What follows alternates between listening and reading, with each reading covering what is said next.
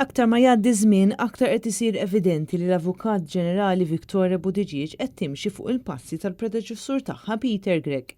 Waqt konferenza tal-aħbarijiet li saret quddiem il-bini tal-qorti, il-President tal-Aqda Repubblika Robert Aquilina qal li din hija sitwazzjoni ta' inkwiet kbir, hekk kif il-każijiet li konfermaw dan il-fatt qed ikunu spissi, każijiet ta' impunità li tasal fil-forma ta' parsi żbalji li allura ma huma żbalji xejn, u ma wkoll każijiet fejn l-Avukat Ġenerali ifidmi li tmexxi kontra kriminali iżda ma tmexxix. Robert Aquilina saħaq li din is-sitwazzjoni inaċċettabbli f'pajjiż demokratiku fejn suppost issaltan il-liġi u suppost l-istituzzjonijiet jaħdmu bla ma jħarsu lejn wiċċ ħadd. Fid-dawl ta' dan kollu l-Aqda Repubblika qed titlob li qrati jevalwaw jekk l-Avukat Ġenerali hux qed tieħu deċiżjonijiet li jirrispettaw lilha b'mod raġonevoli. Dan għaliex fil-waqt li l-liġi tipproteġi l-indipendenza u l-awtonomija tal-Avukat Ġenerali, il-liġi trid li l-Avukat Ġenerali tieħu deċiżjonijiet fdati lilha b'mod raġonevoli.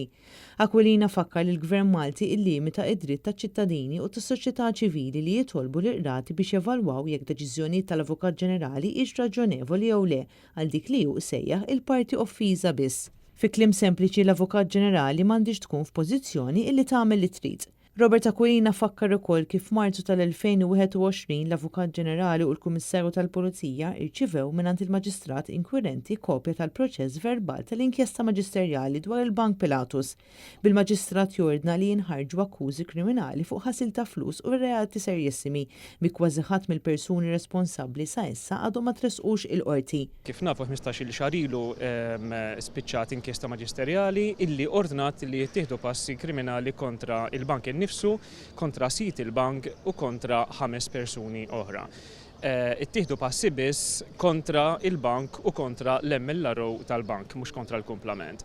Allura dan ifisser illi l-Avukat Ġenerali iktar ma jgħaddi żmien iktar qed timxi fuq il-passi tal-predeċessur tagħha Peter Gregg. Huwa qal li hemm provi dokumentati inkluż email li jindikaw b'mod ċar ir-reat ta' trading in influence bejn is-sit tal-Bank Pilatus u Keith Cambry.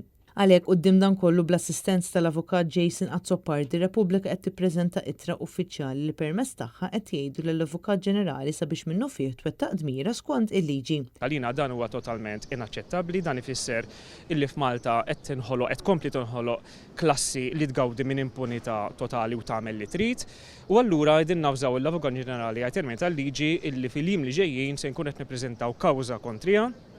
Nafu li din hija triq għattela ħafna għaliex fl-2020 il-Gvern daħħal emendi fil-liġi li jagħmlu aktar diffiċli biex kawża bħal din tirnexxi, però aħna ħammexxu xorta waħda kontrija u dan ifisser biss li d-determinazzjoni tagħna hija akbar minħabba propju daw l-intoppi illi daħħal il-Gvern fl-2020. Permezz ta' din l-ittra uffiċjali l-Avukat Ġenerali, Repubblika qed tafża wkoll jekk ma tieħux azzjoni minnu fih f'dan ir-rigward se jmexxu kontrija fil-qrati.